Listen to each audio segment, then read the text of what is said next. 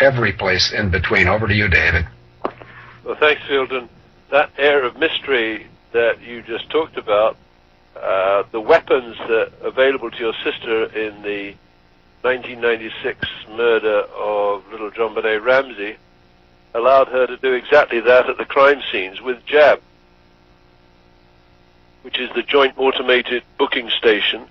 She could deploy the actors and extras and the film crew, the snuff film crew, and the investigators at a crime scene and create total confusion for the legitimate investigators by removing evidence or placing evidence.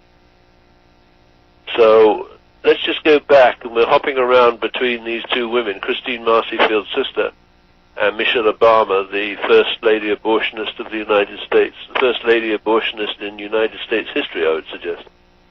From 1990 to 1992, Ms. Marcy was the Associate Deputy Attorney General for the Department of Justice. So she would have been in position before Janet Reno, the pedophile lesbian, got into power as the Attorney General. In this role, she served as a lawyer who prepared the Deputy Attorney General, and that would be Jamie Gorelick in the early part of the 90s, the Deputy Attorney General for duties related to budget and appropriations, executive personnel, and other management areas. And this is, I think we call this a foot stomper. Well, it's a foot stomper for me, Phil. She also oversaw activities of the Justice Management Division, the Bureau of Prisons, Office of Justice Program, the Inspector General, and the U.S. Trustees Bankruptcy Program. This is a woman who's never run a whelk store. In square bracket, I put, and allegedly the National Center for Missing and Exploited Children, which she, Christine Marcy, launched in 1984 with Eric Holder. So if you're looking for motive, opportunity, and weapon to get into the tainted blood and black market organ trade, this woman has got it all. She would be the go-to person if you wanted to shift a few gallons of tainted blood from the Arkansas prison system run through the Clintons up to Montreal to be processed through a phony biological processing or cleansing plant into plasma by Connaught Developments, controlled by Paul Martin, a former Prime Minister of Canada. And when the spotlight was shone on that scam, the buildings of Connaught Development were burnt to the ground. So someone got in there, probably with ultra-high temperature accelerant, to remove all the evidence, which is like a preview of what happened to building number 7 by the same operators. Anyway, Christine Marcy and Hillary Clinton would have had access to the sources of dirty blood, that by processing it carefully, they could preserve or secure the active proteins in HIV, and I'm not enough of a biologist to understand the connection. But by shipping it off to some of the areas where the United States Secretary of State and the AIDS program were operating, they could get an awful lot of people dying of AIDS or the HIV virus and infecting their children, which of course is the objective of the Fabians, depopulation. So let's go up to the top. Ms. Marcy is a mission-oriented attorney with 30 years of federal government experience, currently serving as an associate with a business development consulting firm, helping to foster successful alliances between government and commercial partners. So right now she's a consultant or an associate to the National Security Association worldwide, and she's a partner, even if she's moved off the books, of an outfit called Clinton Rubin. And Clinton Rubin seems to, Field, you can jump in here, seems to specialize in the services of a British company called Serco, which now, today, processes all of United States patents. meaning they get a prior look at the patents necessary to create the patent pools for the Strangler's suite of weapons.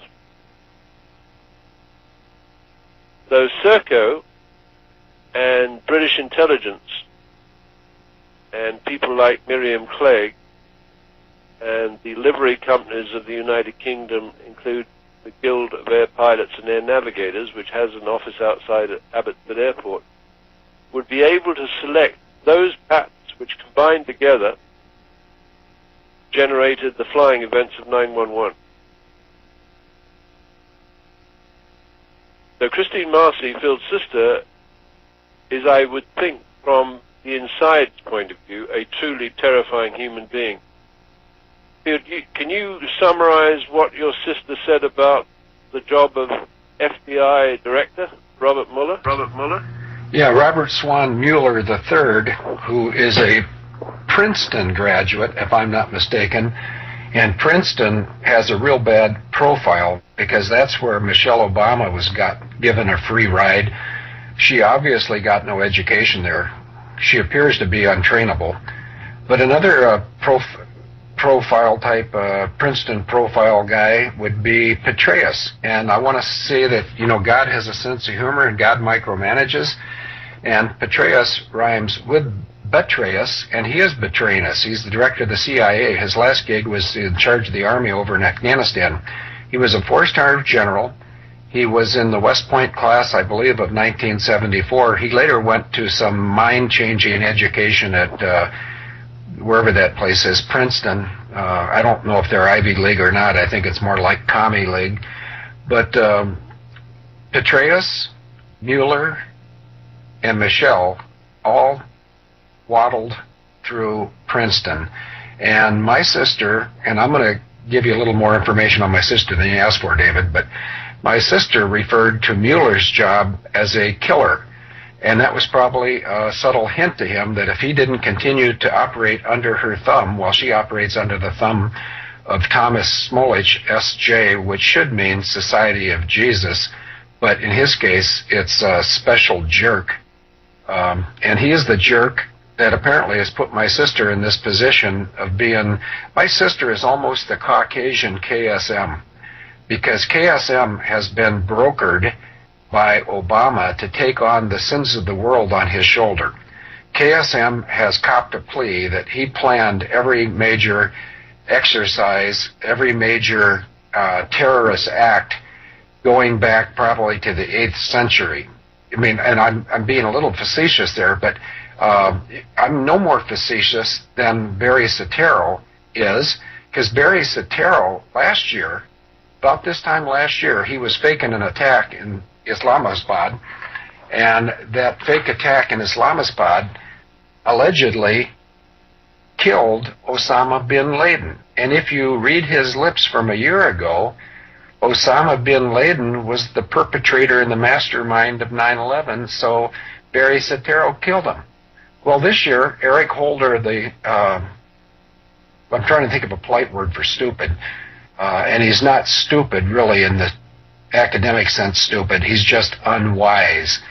And he's my age, and he is from my country, and I owe an allegiance to my country. In fact, I owe 4 allegiances to my country. The 3 you know about is 1967 in the Navy, 1971 in the Marine Corps, 1977 in the Air Force. Somebody's going to win this battle, and somebody's going to lose it. And right now, it appears it's David Hawkins and Field McConnell against Eric Holder, both Clintons, Christine Marcy, both Obamas, John McCain, Rudy Giuliani, Jamie Grillick, and a whole host of other dirtbags. And I certainly like our odds, David, because we have 2 things on our side. We have the truth, and we have God. Over to you. Yeah, and you're right, Field, and I think we also have their stunned silence. It's just incredible. It's deafening, the silence, because if what we had said or have been saying was considered by them and their lawyers to be malicious, vexatious, frivolous, or libelous, they would have sued us. If they sue us, then they appear in court, they get discovery, and we get discovery. And so I think they're just going to stay in the woodwork and hope it blows over. But every day that goes by without a rebuttal or a refutation is a deeper hole for them. And I don't think I completed that issue of the being compromised in the operating theater for a late-term or partial-term abortion. So back inside the University of Chicago hospitals, in the period, this would be around 2004 plus, when Michelle Obama became the Vice President of Community Relations, there would be, and not because of her being Vice President of Community Relations, in every operating theater, I believe to cover off against malfeasance or malpractice, a closed-circuit television monitoring the progress of the surgical intervention.